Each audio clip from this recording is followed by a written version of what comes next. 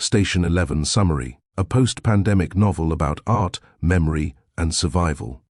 Emily St. John Mandel's Station 11, 2014, is a literary post-apocalyptic novel that begins on the last night of the old world and keeps returning to one question: when the systems fall, what still counts as a life? A deadly flu collapses modern society with terrifying speed.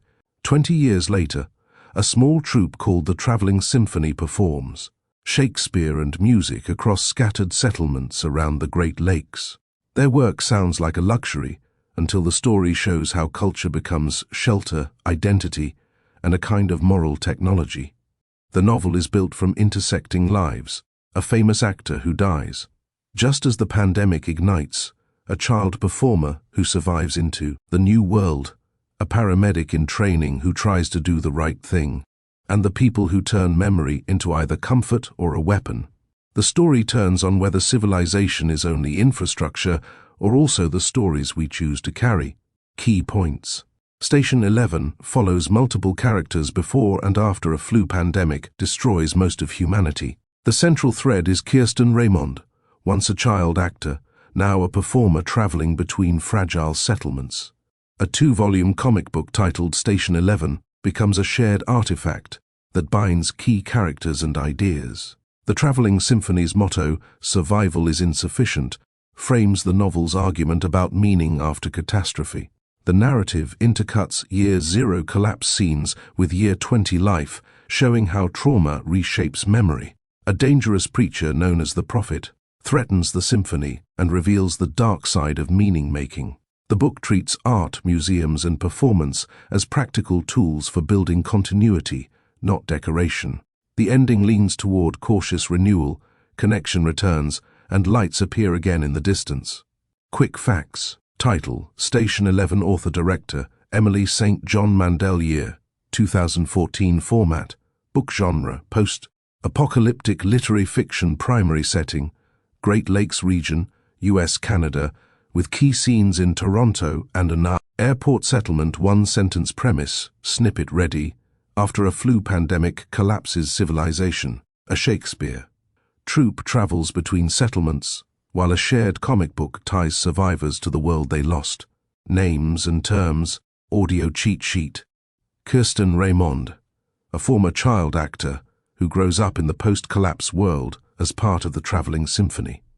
Arthur Leander, a famous actor whose death on stage coincides with the pandemic's outbreak. Jeevan Chowdhury, a man in the audience who tries to help on the night the world ends, then fights to survive Year 0. Miranda Carroll, Arthur's first wife and the creator of the Station 11 comic. Clark Thompson, Arthur's friend who helps found an airport community and curates a museum of civilization. Tyler Leander, the Prophet, Arthur's son, later a cult leader whose beliefs endanger others. Georgia Flu, the fast-moving pandemic that causes the collapse. Traveling Symphony, the troupe of actors and musicians touring settlements with Shakespeare and orchestral music. Museum of Civilization, a collection of pre-collapse objects that becomes a shrine, a classroom, and a warning. Survival is insufficient.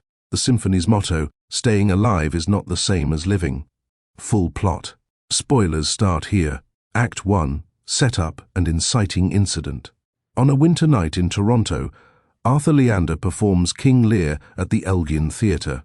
In the audience sits Jeevan Chowdhury, a man who has drifted through jobs and identities and recently trained for emergency work. During the performance, Arthur collapses. Jeevan rushes to the stage and attempts CPR, but Arthur dies there, under the lights, mid-story. In the backstage shock that follows, Jeevan briefly comforts Kirsten Raymond, a child actor in the production. She is 8 years old enough to register fear, too young to understand that this is the hinge point of her life. Arthur had given Kirsten a gift earlier, 2 volumes of a comic book, called Station 11, drawn by his first wife, Miranda Carroll. Jeevan leaves the theatre and gets a warning call. A doctor friend tells him a deadly flu is moving through the city and that normal life is about to end. The advice is blunt: get out, stock up, assume the worst. Jeevan pivots from ordinary indecision to emergency purpose. He buys supplies and goes to his brother Frank's apartment. The Georgia flu hits with extreme speed. In days, hospitals fail. In weeks, the old world is gone. People who gathered to mourn Arthur die soon after, one by one, as if the mourning itself were a last communal ritual before the lights go out. In Frank's apartment, Jeevan tries to build rules, ration food, stay inside, think ahead. Frank, paraplegic and sharp-minded, watches the news collapse into static and then silence. Their bond becomes a survival unit, uneven, loving, and tense. Outside, the city becomes dangerous, then empty. What changes here is that survival stops being an abstract fear and becomes the only job left. Act 2, Escalation and Midpoint Shift. The novel moves forward about 20 years. Civilization has not returned as a nation-state or a grid. It has returned as roots, rumors, and small clusters of people who remember different pieces of the past. Kirsten is now an adult and part of the Traveling Symphony, a group of actors and musicians moving along a 2-year circuit around the Great Lakes. They perform Shakespeare and play classical music. They trade art for food and safe sleeping space. They live on the knife edge between welcome and violence. Kirsten carries the Station 11 comics like a relic. She rereads them. She guards them. She also scavenges in abandoned houses for useful objects and for traces of the old world, including tabloid magazines featuring Arthur Leander. Her memory of Year Zero is fragmented, but her connection to Arthur persists. As a strange anchor, he died in front of her, and then the world died too. In her mind, those events fuse into one origin story. The symphony travels with a motto painted on their caravan: survival is insufficient. It sounds poetic, but it also functions as policy. It gives the group a reason to exist that is not merely hunger avoidance. It is the story they tell themselves, so that fear does not shrink their lives into a single dimension. Their route takes them toward a town where they expect to reunite with friends only, to find the community changed and controlled by a cult leader known as the Prophet. The Prophet claims divine purpose for the collapse and for the violence he commits. He takes young girls as wives, and his followers enforce the doctrine with intimidation and brutality. The symphony senses that this is not a negotiable situation. They leave quickly, but leaving does not guarantee escape. A girl fleeing the Prophet joins them as a stowaway, terrified of being forced into marriage. The troupe debates what they owe her and what danger she brings. The road becomes a moral test: protect one person at the risk of many, or refuse and become complicit in the world's new cruelties. As the symphony tries to navigate away from the Prophet's territory, members begin to disappear. Kirsten and her friend August end up separated from the rest. It looks, at first, like the cult has taken everyone. The fear is not just about death, it is about what kind of world this is becoming, and whether art can survive contact with power. In a parallel Year Zero narrative, the story follows Clark Thompson, Arthur's old friend, who is traveling with Arthur's third wife Elizabeth and Elizabeth's son Tyler. As the flu spreads, their flight is grounded at Seven City Airport. The airport becomes a settlement by accident. People cannot leave, so they build a life inside the terminal. Clark begins collecting objects from the vanished world: phones, passports, laptops, credit cards. He calls it the Museum of Civilization. The museum becomes memory made physical, a way to teach children what before meant without turning it into myth. Tyler, in contrast, grows toward religious certainty. For him, the collapse demands a story of purpose. Over time, he and Elizabeth drift into a more fervent belief system, one that claims the new world is the true world and the old one was a mistake. Eventually, they leave the airport with others who share that worldview. Back in Year 20, Kirsten and August are alone long enough to accept the worst. Then they learn the truth. The symphony did not vanish.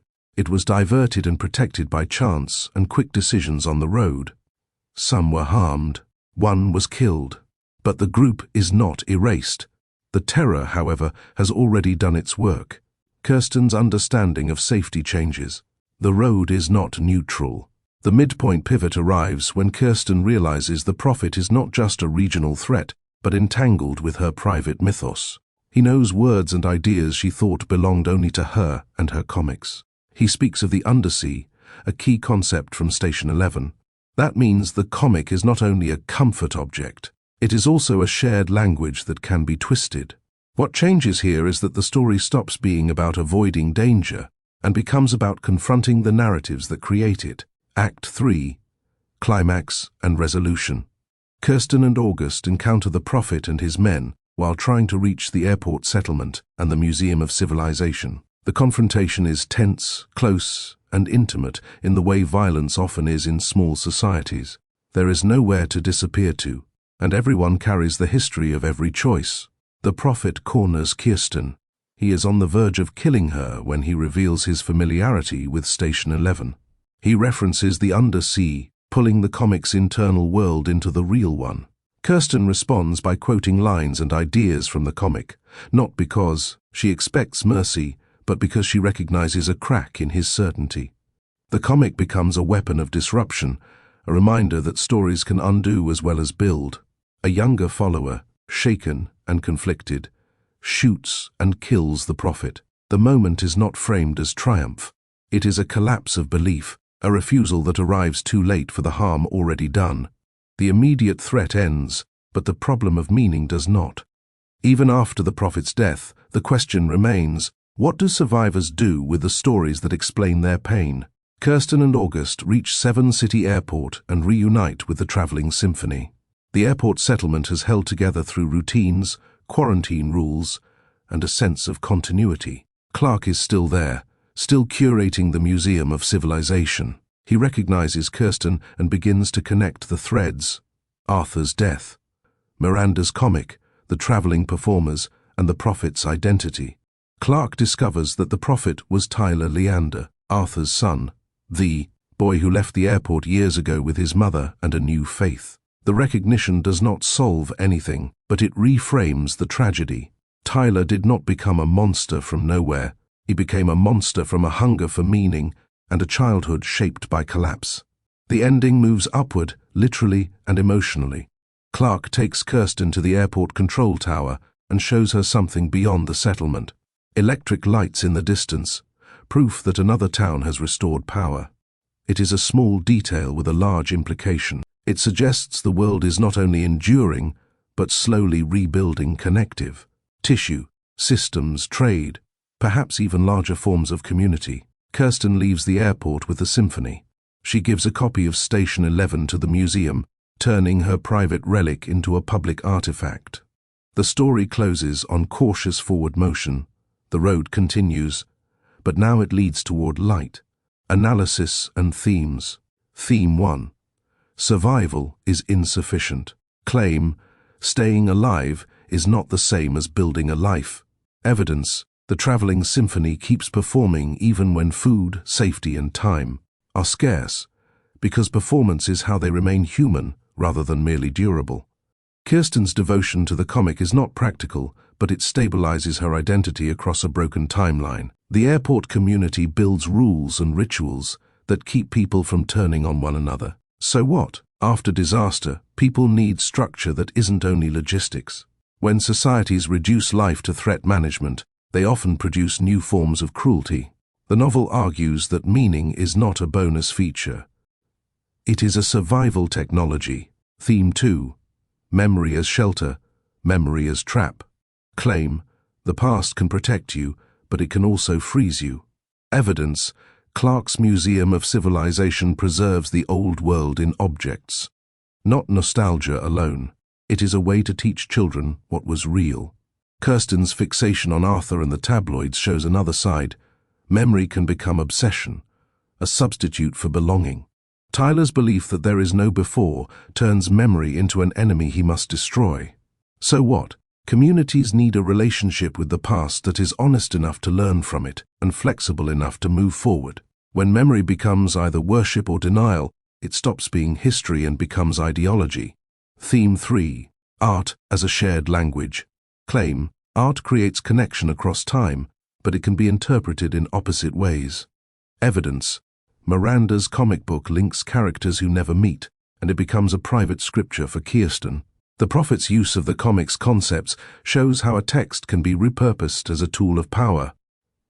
The symphony's Shakespeare performances give strangers a temporary common world, roles, lines, rhythms, and an emotional vocabulary. So what? Culture is not neutral. Stories can teach empathy, but they can also provide a mask for domination.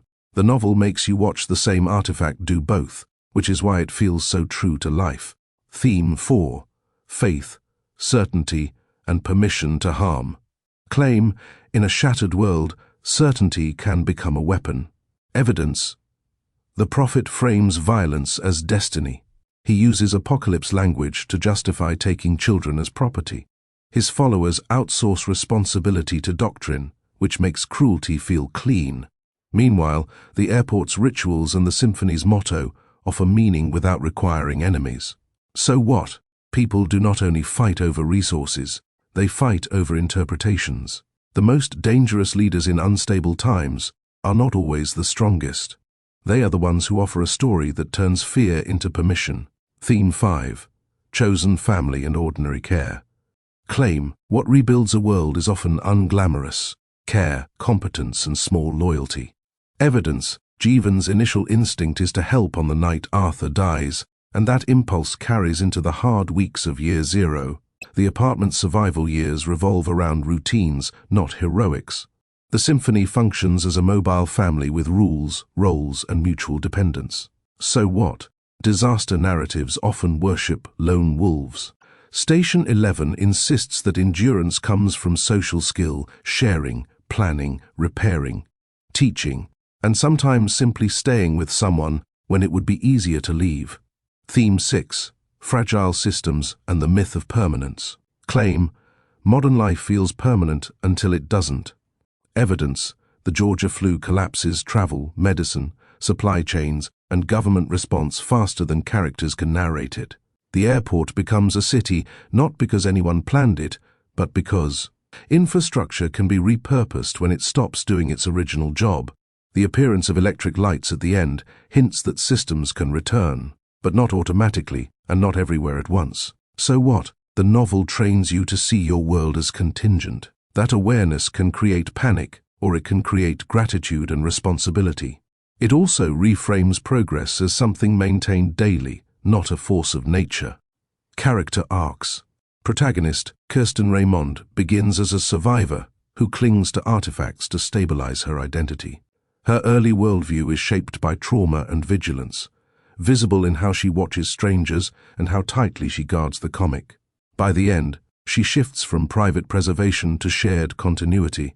Giving the comic to the museum signals that she is no longer only protecting herself. She is contributing to a culture that can outlast her. Clark Thompson starts as an observer and social satellite in the old world, orbiting celebrity and proximity. After the collapse, he becomes a builder of meaning through curation and community rules. His arc is a quiet argument that stewardship can be a form of leadership. Tyler Leander's arc is a warning. As a child, he experiences collapse and absorbs the idea that stories must explain suffering. As an adult, he uses certainty to control others, turning apocalypse into entitlement. The reveal of his identity is not an excuse. It is an anatomy lesson. Jeevan Chowdhury's arc runs from drift to responsibility. He begins as someone who has not yet chosen a life, then becomes someone defined by care and practical action when choice is stripped down to essentials. Craft and structure, what makes it work? The novel's power comes from its braided timeline. It refuses a straight before, during, after March. Instead, it shows how memory actually works after trauma, in flashes, loops, and sudden collisions between past and present. This structure also lets Mandel build suspense without relying on violence. You keep reading to understand how the threads connect, not to see who gets shot next. The recurring objects, the comic books, tabloids, museum artifacts, function like narrative magnets. They pull separate lives into alignment while keeping the world believable. The book also uses Shakespeare not as decoration, but as an argument. These plays survive because they are portable, memorable, and built for public performance. In a world without screens, theatre makes sense again. The tone stays controlled. There are horrors, but the prose does not linger on spectacle. That restraint creates credibility, and it makes the moments of tenderness land harder. The ending's distant electric lights work because the book has earned small hope. It does not promise restoration. It promises possibility, what most summaries miss. Most summaries treat Station 11 as a pandemic survival story with a theatre gimmick. The deeper engine is the battle over narrative. The world ends quickly, but the real conflict is slower. Who gets to say what the collapse means and what that meaning authorizes? The Traveling Symphony and The Prophet both build communities around stories. One story says life is more than staying alive. The other says the old world was a lie and violence is purification. The novel forces you to see how close those impulses can sit to each other, especially when people are traumatized and hungry for certainty. The comic book is the quiet masterstroke. It begins as Miranda's private grief turned into art. Then it becomes a bridge between strangers, a vocabulary for survival, and finally a contested scripture. That transformation explains why the book resonates. It shows how culture moves through a society like a current, lighting some people up and burning others. Relevance today. Pandemic memory and denial. The novel captures how quickly normal life can vanish, and how urgently people try to narrate it into something tolerable. That tension still shapes public health debates and personal behavior. Misinformation and cult dynamics. The prophet's power echoes how charismatic certainty spreads in anxious environments, especially when institutions lose trust. Infrastructure fragility. The collapse of flights, hospitals and supply chains mirrors modern worries about brittle systems, from medicine shortages to extreme weather disruptions, technology as comfort and as illusion. The Museum of Civilization's artifacts underline how dependent identity has become on devices and networks, and how quickly they become inert without power and maintenance. Work and meaning. The symphony embodies a post-crisis question many people ask. Even without apocalypse, if the job disappears, what remains of the self? Art as civic glue. The novel argues that culture is part of resilience. That maps cleanly onto real debates about arts funding, public spaces, libraries, and community organizations. Inequality after shocks. The New World settlements show how quickly power consolidates when rules are thin and safety is scarce, and how vulnerable people become bargaining chips. Ending explained. The ending resolves the immediate external threat by removing the prophet, but it refuses the fantasy that one death fixes a world. His followers do not vanish. Trauma does not vanish. The road remains dangerous, and the past remains contested. The ending means that rebuilding starts when people share memory, instead of hoarding it or weaponizing it. Kirsten's choice to give a copy of the Station 11 comic to the Museum of Civilization matters because it turns a private lifeline into communal history. It is a small act of trust, and it suggests a shift from survival as defense to survival as continuity. The distant electric lights are the final note. They do not promise the return of the old world. They signal that human coordination is possible again. The novel closes in motion, with performers heading toward a future that might reconnect the scattered dots. Why it endures. Station 11 lasts because it refuses to flatten catastrophe into either despair or triumph. It shows the collapse as swift, but it treats the aftermath as complex, new kindness, new cruelty, and the constant struggle to decide what life is for. It is for readers who like post-apocalyptic fiction that stays literary, character-driven and idea-rich, without leaning on non-stop action. It may frustrate readers who want a detailed procedural account of the pandemic response or a hard science rebuilding blueprint. Its final meaning is simple and hard. You can lose the world and still choose what kind of person you will be, because the stories you live by become the world that follows.